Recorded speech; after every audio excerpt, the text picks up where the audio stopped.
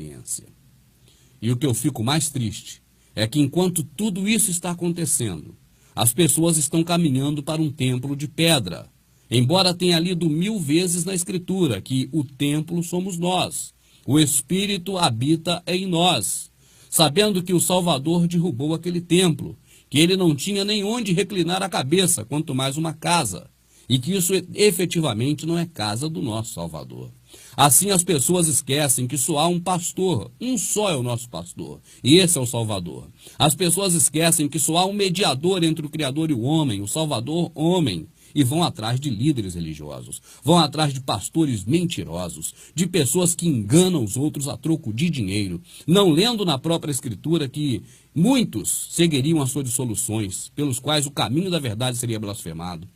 Não leram na Escritura que no final dos tempos surgiriam inúmeros falsos profetas e que enganariam a muitos, se possível for, enganariam até os escolhidos.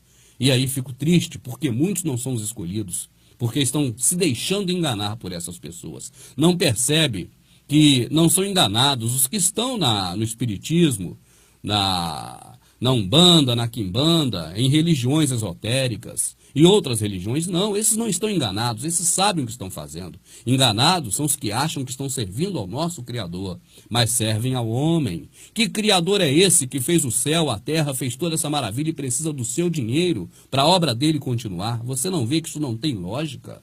E a Escritura não apoia isso hora nenhuma. Não há nada que possamos fazer por ele hora nenhuma. Que Deus idiota é esse, que gosta que você fique batendo palmas, que fique cantando para ele e ele se alegra em ver você cantar? Esse não é o meu Deus.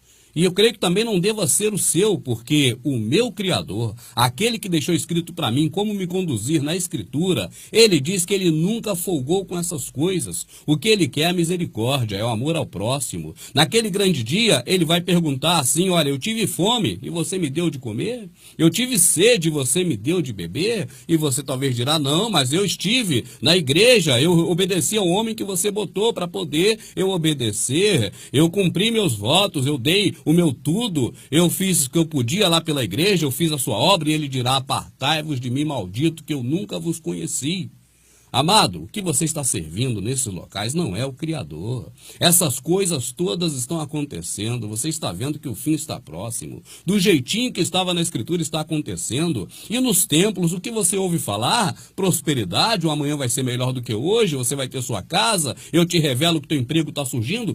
O povo todo indo em busca de coisas materiais. E esses cães gulosos, que Isaías chamou de cães gulosos, disse assim: esses cães são gulosos, são pastores que andam adormecidos, adoram tosquenejar, cada um só pensa em lucrar, cada um se torna pela sua denominação. Esses cães gulosos que Isaías já denunciava na sua época, o seu profeta, são exatamente esses que te puxam para esses lugares, invertendo a Escritura. Ide e falai é o contrário de vinde e escutai. Você está indo para escutar esses caras. Nessas sinagogas de Satanás está escrito: todo aquele que se diz judeus, tem práticas de judeus, imita judeus e não é judeu, é sinagoga de Satanás. Coisa de templo era coisa de judeu no passado, que ia naquele templo de Salomão. Os nossos servidores do Salvador mortos nas arenas, crucificados em Roma, atropelados por cavalos, esses que sofreram a vida toda por pregar a verdade e que, pasmem, foram exterminados num período antes de Constantino por Diocleciano, foram totalmente exterminados. Esses nunca frequentaram o templo, porque não participavam da safadeza daqueles homens do templo. Mas eles vão dizer: não, Pedro e João entraram no templo, sim, entraram. E no mesmo dia que eles disseram para aquele cara: não tem ouro nem prata, e que ele subiu no templo, eles pregaram. Quase 5.000 almas reconheceram que aquele lixo não servia para nada e saíram da denominação daquele povo. Tanto que os líderes lá daquela religião prenderam os dois, deixaram os dois presos e julgaram e iam matá-los se eles não fossem libertos pelo próprio Criador. Assim, amado, leia a Escritura que ninguém te engana, porque esses homens que estão aí, eles não estão preocupados em te falar a verdade, nem do que está acontecendo, e nem das coisas da Escritura, mas eles mentem terrivelmente. Quando eles dizem não deixai vossa congregação, como é costume de alguns, leia o texto todo e vai ver que Shaul, Paulo, está falando para você não largar a graça, ou seja, a nova aliança, e voltar para a lei de Moisés e fazer prática da lei de Moisés como dízimo, porque o dízimo é lei de Moisés, você não sabia? Está escrito, porque pela lei de Moisés, apenas os levitas têm direito de tomar o dízimo, embora todos os judeus lá tenham nascido do lombo de Israel, todos os hebreus. Agora eu pergunto, seu pastor é hebreu, ele nasceu direto daquela nação?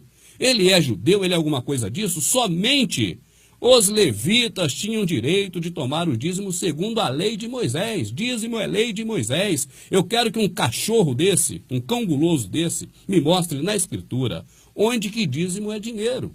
Onde tem dízimo de dinheiro.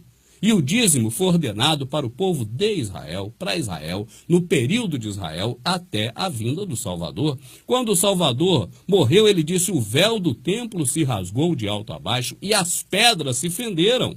Mas esses cães gulosos só lê a primeira parte, dizendo que o véu se rasgou, não falam que as pedras se fenderam, para não derrubar o templo deles, onde eles te arrecadam muito dinheiro. Assista os nossos DVDs, meu amado. Você vai conhecer muito mais coisas de acordo com o que está escrito, e não com o que esses cães gulosos te ensinam, esses que são mais terríveis que a Globo, que te manipula, que te engana, porque a Globo acaba com a sua vida terrena, esses caras acabam com a vida espiritual. Esses são mais terríveis que os Illuminati colocam satélite para cair na tua cabeça, mas estes te jogam de cabeça no buraco, com seu entendimento ficando cauterizado, mente cauterizada, lavagem cerebral, extorquem teu dinheiro. Esses são mais terríveis que o diabo, porque o próprio Satanás, quando esteve no deserto, ele sugeriu ao Salvador que se atirasse lá embaixo. Mas esses homens, na época do Salvador, pegaram o Salvador dentro da sinagoga, arrastaram até um alto do monte e tentaram jogar o Salvador lá de cima até embaixo. Só não conseguiram, a Escritura diz que é porque não era chegada a hora.